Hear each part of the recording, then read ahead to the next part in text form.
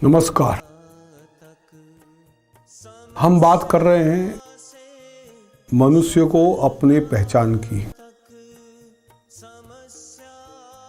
हम हमेशा कहते आए हैं इस दुनिया में कुछ भी असंभव नहीं है, एवरीथिंग इज पॉसिबल।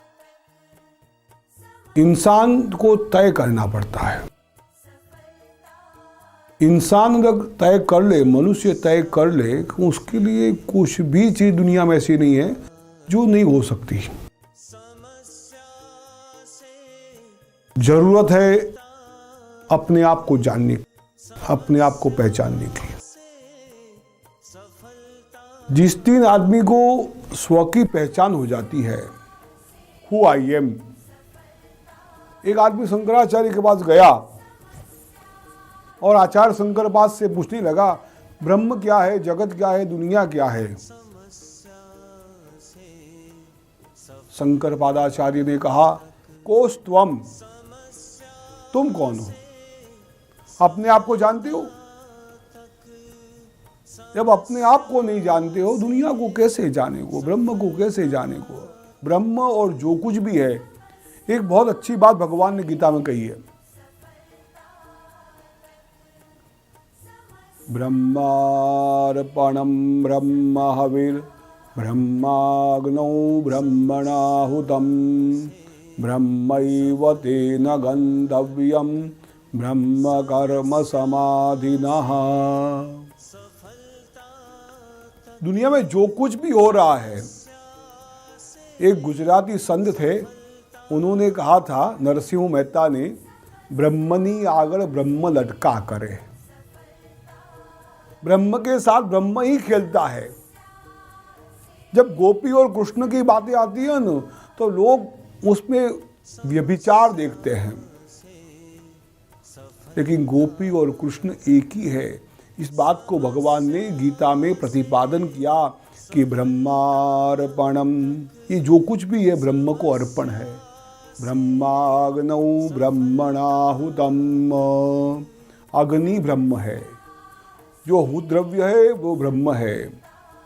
ब्रह्मार्पणम ब्रह्म हविर ब्रह्माग्नौ ब्रह्मणाहुतम, होमने वाला, आहुति देने वाला जो है वो भी ब्रह्म है।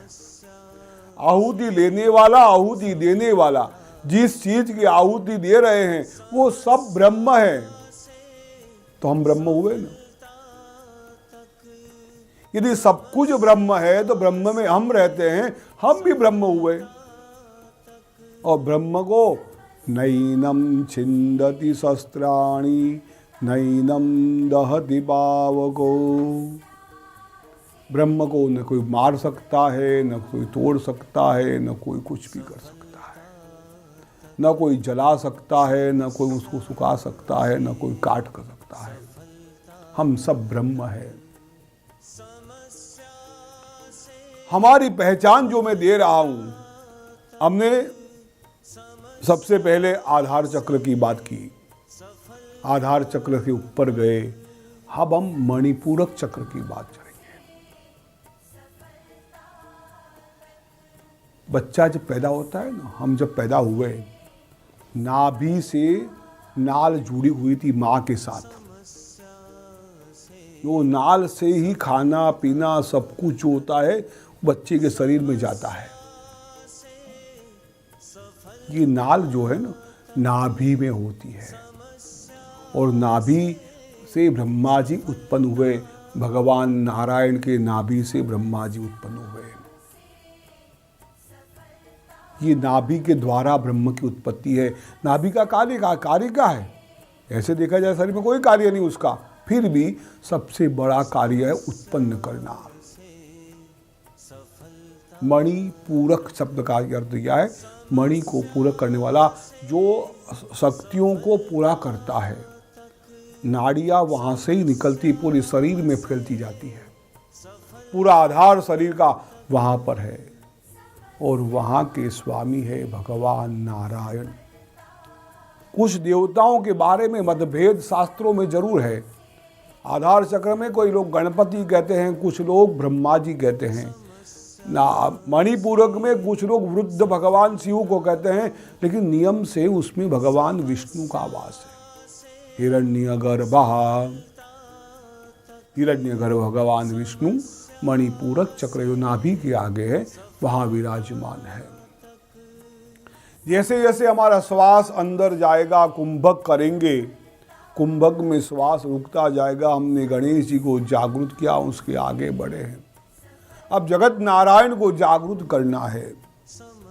हमारे नाभि में स्थिर मणिपूरक चक्र के अंदर जो हमने सप्त व्याहृति कहा ना, भूर्भुवः स्वाहा, यहाँ स्वाहा नाम की व्याहृति आती है। भगवान नारायण विराजमान है यहाँ पर। मणिपूरक में आपको भगवान नारायण का जाप करना है। श्वास को वहाँ रोकना है, वहाँ पर आपको ध्यान करना है। ओम नमो भगवते वासुदेवाय। ओम नमो भगवते वासुदेवाय। ओम नमो भगवते वासुदेवाय। ओम नमो भगवते वासुदेवाय। भगवान वासुदेव अपनी शक्ति के साथ मणिपूरक चक्र में विराजमान है। हम वहाँ पर उनका ध्यान करते हैं, वहाँ उनकी पूजा करते हैं, सेवा करते हैं। भगवान वासुदेव को हम ध्यान से पूजन करते हैं। भगवान कैसे हैं? शांताकारं भुजगशयनं पद्मनाभं सुरेशं विश्वाधारं गगनसदृशं मेघवर्णं शुभांगं लक्ष्मीकान्तं कमलनयनं योगिभिर्ध्यानगम्यं वन्दे विष्णुं भवभयहरं सर्वलोकैकनाथम्।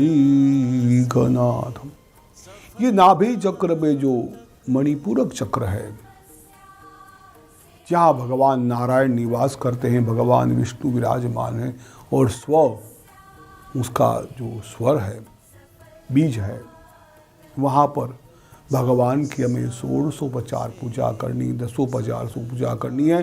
कुंभक करके हम वहाँ भगवान नारायण को जागृत करेंगे। ये जो मणिपूरक चक्र है वो चक्र अग्नि तत्व का है, और यहाँ डाकिनी नाम की उसी शक्ति है।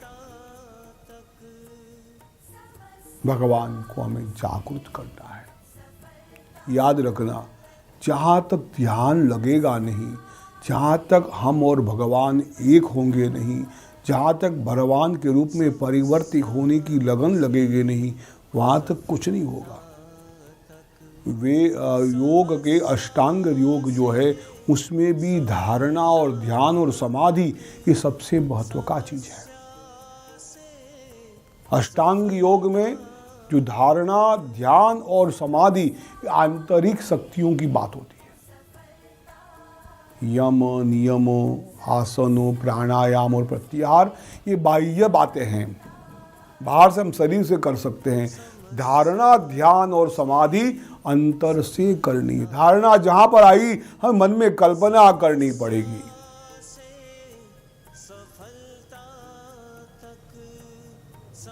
मन में कल्पना करनी पड़ेगी कि ऐसा ध्यान है, भगवान कैसे हैं, उसकी परिकल्पना करनी पड़ेगी। और परिकल्पना करने के पहले भगवान का रूप हमें धारण करना पड़ेगा, भगवान जैसा बनना पड़ेगा। हम एक धारणा करती हैं कि भगवान मणिपुर चक्र के अंदर विराजमान है, नील वर्ण है। नारायण शांताकारम, बिल्कुल शांत है, किसी भी परिस्थिति में वो उग्र नहीं हो रहे। त्रिदेव की परीक्षा करने के लिए भृगु ऋषि को भेजा गया कि 3 देव में सबसे श्रेष्ठ देव कौन। भृगु ऋषि ने जाके ब्रह्मा जी से कुछ बात की, ब्रह्मा जी क्रोधित हो उठे। भगवान शिव के पास जाके थोड़ा सा उनको भी छेड़ा है। भगवान शिव पिनाक हाथ में लेके मारने के लिए तैयार हो गए, रुद्र रूप में आ गए। मां पार्वती ने छुड़ाया। और यही महाराज भृगु जहाँ भगवान शयन कर रहे थे वैकुंठ के अंदर, वहाँ जाके उनके वक्षस्थल में अपने चरण का जोर से प्रहार किया। प्रभु ने कहा, महाराज आपके चरण बहुत कोमल है, मेरी जो वक्षस्थल है मेरी छाती जो है व्रज जैसी है, आपके चरण में कुछ कष्ट तो नहीं हुआ न। इसी को कहते हैं शांताकारम। विष्णु भगवान की उपासना करनी है बिल्कुल शांताकारम। राम जो है ना, हर इंसान नहीं बन सकता। सहजता से राम का नाम ले सकते हैं, लेकिन राम के गुण देखो। राम कौन बन सकता है? साधना ऐसे नहीं होती है। साधना के लिए बहुत कुछ तप करना पड़ता है, बहुत त्याग करना पड़ता है, बहुत सब कुछ मिल सकता है, लेकिन उसके लिए पूरी तैयारियां करनी पड़ती, पूरा होमवर्क करना पड़ता है, पूरी तैयारियां करनी पड़ती है। राम जी को सायंकाल में पिताजी ने संदेश भेजा कि दशरथ राजा का दूत भगवान राम के पास जाता है और कहता है आपको आपके पिताश्री महाराज दशरथ बुला रहे हैं। बड़े प्रेम से राम जी गए हैं दशरथ राजा के पास, प्रणाम किया है।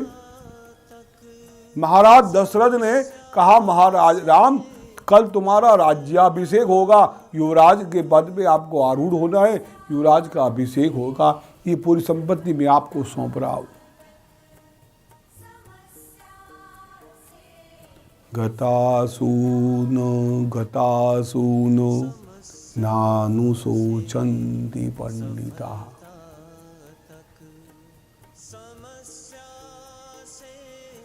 राम जी को कोई आनंद नहीं, पिताजी की जो आज्ञा है सिरोधार्य है। चले गए हैं, सुबह की तैयारियां हो रही है, कैकेयी जी के साथ जो प्रसंग हुआ है, राम जी को फिर से बुलावा आया कि आपको पिताश्री बुला रहे हैं। जिस परिस्थिति में है उसी परिस्थिति में आप हाजिर हो जाइए।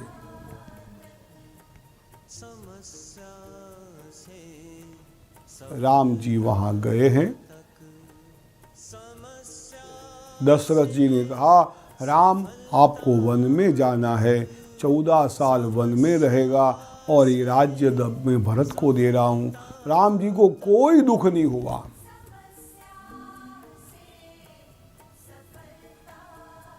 इसी परिस्थिति को स्थितप्रज्ञ कहते हैं।